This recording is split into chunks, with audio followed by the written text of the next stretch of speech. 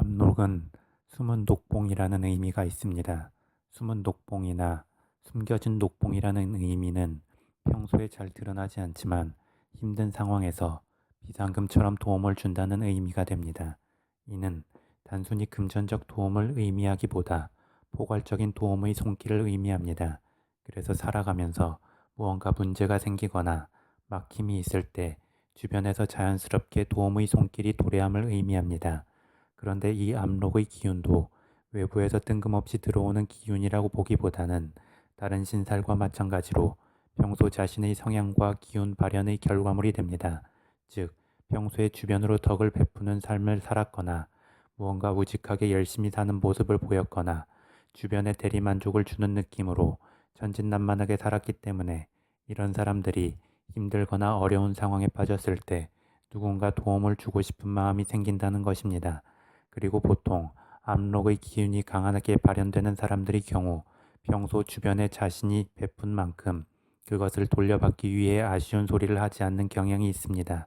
이는 또한 압록의 기운을 가진 사람들이 고집스럽거나 고지식하거나 타협할 줄 모르거나 누군가에게 길들여지기 힘든 느낌도 있음을 의미합니다.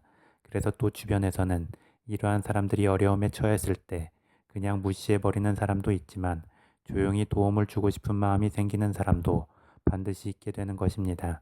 그리고 압록은 십성론의 관점과 연관하여 해석하기도 합니다.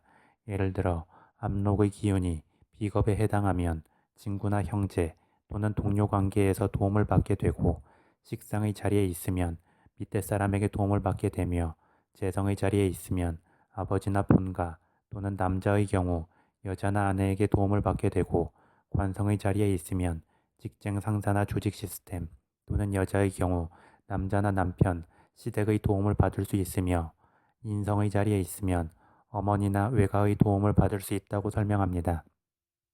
더불어 압록의 기운이 사주원국에는 없지만 운세의 흐름에서 들어올 때에도 이러한 느낌의 영향을 받을 수 있는 여지가 있습니다. 한편 압록의 기운도 다른 좋은 기운으로 일컬어지는 귀인의 기운들과 마찬가지로 충이나 형, 공망이 되면 그 기운을 잘 발휘하지 못한다고 말합니다. 이는 역시 좋은 기운이라는 것도 자신의 기운 발현이 균형 잡히고 일관적으로 흐를 때에만 작용함을 의미하기도 합니다. 그래서 사주왕국에 압록의 기운이 있어도 운세 흐름에서 들어오는 기운과 더불어 균형이 깨질 때에도 그 작용력이 약해질 수 있다고 할 수 있습니다. 그럼 압록의 성립 조건을 보겠습니다. 압록은 일간을 기준으로 합니다. 일간을 기준으로 각 일간의 매칭이 되는 기운이 지지에 있을 때 성립하게 됩니다. 그리고 그 기운의 작용은 아무래도 일지에 있을 때 가장 크고, 그 다음은 월지, 그 다음은 시지, 그 다음은 연지의 순이 됩니다. 또한 압록의 기운이 하나만 있을 때보다 여러 개 있을 때 또는 사주원국에 압록이 있고 운세 흐름에서 또 들어올 때 그 기운 작용은 더 커진다고 할 수 있습니다. 그런데 압록은 암암리의 도움의 손길이 들어온다는 의미처럼 어떤 외부의 기운이 작용한다는 느낌을 내재하고 있습니다.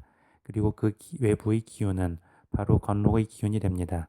화면의 표를 보시면 각 일간의 매칭이 되는 지지의 기운은 각 일간의 매칭이 되는 12운 성능의 관점에서의 건록의 기운과 지지합을 이룹니다.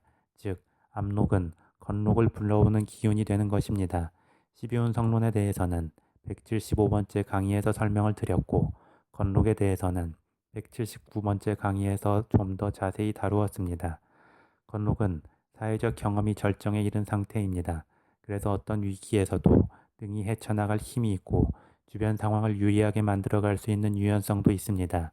이 때문에 12운 성론의 관점에서는 건록을 장생과 더불어 가장 좋은 흐름이라고 이야기하기도 합니다. 그런데 왜 압록의 기운을 가진 사람이 건록의 기운이나 건록의 기운을 가진 사람을 불러오는지 생각해 볼 필요가 있습니다. 건록의 느낌이 강한 사람들은 상대방을 파악하는 능력이나 상황을 통찰하는 능력이 좋고, 12운 성론의 흐름에서 기운의 정점인 제왕으로 향하는 마지막 목표를 남기고 있습니다. 그래서 보통 자신과 비등한 느낌의 건록의 기운을 가진 사람은 견제하게 됩니다. 오히려 자신의 기운과 반대되는 느낌의 고집스럽거나 고지식하거나 색깔이 분명하거나 타협이 잘 안되는 사람을 좋아하게 됩니다. 그래서 압록의 기운을 가진 사람들에게 감정적으로 끌림이 생기기도 하지만 이성적으로 볼 때에도 그들을 도와줌으로써 자신의 사람을 만들고 나중에 제왕을 위한 흐름에서 그들을 쓸 수 있는 여지가 생기게 됩니다. 압록의 기운을 가진 사람들은 고집스럽고 우직하며 유연성이 떨어지는 대신 그만큼 강하게 에너지가 모인 상태이기 때문에 건록의 기운을 가진 사람과 목표로 하는 방향성만 같다면 제왕을 향한 싸움의 여러 방면에서 장애물을 돌파하는 데 도움이 될 수 있습니다.